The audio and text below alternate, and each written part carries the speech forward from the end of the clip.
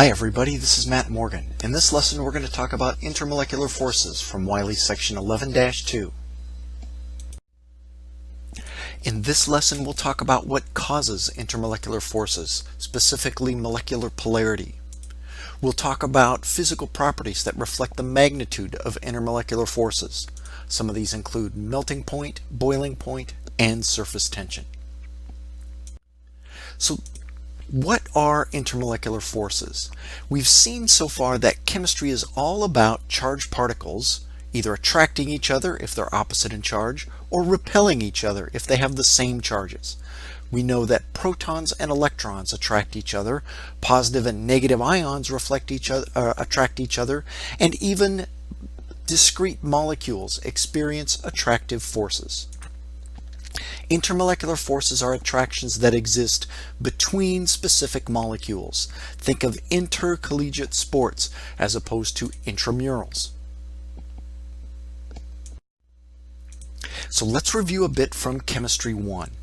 Carbon tetrachloride, CCl4, is a nonpolar molecule. The individual bonds, the carbon-chlorine bonds, are polar. Chlorine is more electronegative, so those shared electrons spend more time on the chlorine than the carbon molecules. But the molecule, CCl4, has a symmetrical tetrahedral shape. This shape causes those individual polarities to cancel. This symmetrical molecule as a whole is nonpolar. Water molecule is polar. The electrons that are shared between hydrogen and oxygen spend more time with the oxygen, but the shape of the water molecule is bent. These polarities do not cancel, and the molecule has a partial positive side near the hydrogens and a partial negative side. If you look at this figure, that little squiggly is a small Greek letter delta, and that means a partial charge. It's not a full negative or not a full positive, but a partial charge. Polar molecules have a stronger attraction to each other than nonpolar molecules. The polar molecules with their partial negative attract the partial positive. They have stronger intermolecular forces. Nonpolar molecules have a weaker attraction.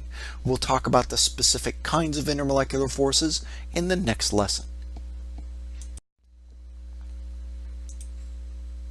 A fundamental principle that explains intermolecular forces comes from physics, and that's Coulomb's law. There is the representation of the formula for Coulomb's law.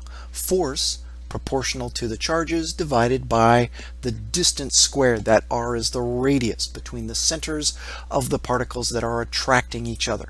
Now don't panic. You will not have to do calculations with this formula. We're just using it to understand what causes intermolecular forces and the magnitude of intermolecular forces. Strong intermolecular forces involve strong charges and/or small distances. A large charge is a stronger attraction between molecules, and a small distance between those molecules also means a strong intermolecular force. Okay, the small distance means a much stronger attraction. Look at that squared factor there. That tells us that distance is more important than charge. So some physical properties that demonstrate the strength of intermolecular forces include melting and boiling point. A substance with strong intermolecular force has a high boiling point, a high melting point. Atoms, molecules, or ions that are strongly attracted to each other require a lot of energy to get them far apart, to make them melt or boil. Conversely, atoms or molecules with weak intermolecular forces have low boiling and melting temperatures. Substances that we see every day as gases are gases because they have weak intermolecular forces. Examples of this include chlorine and carbon dioxide gases.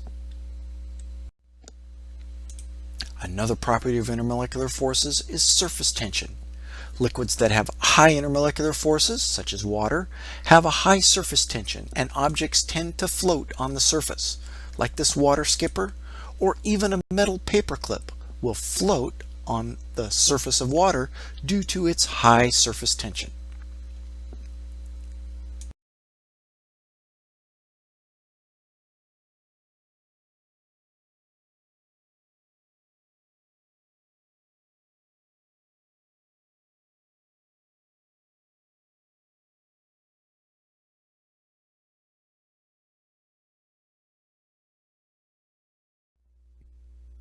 The main job of your course mentors is to enable your success in these courses.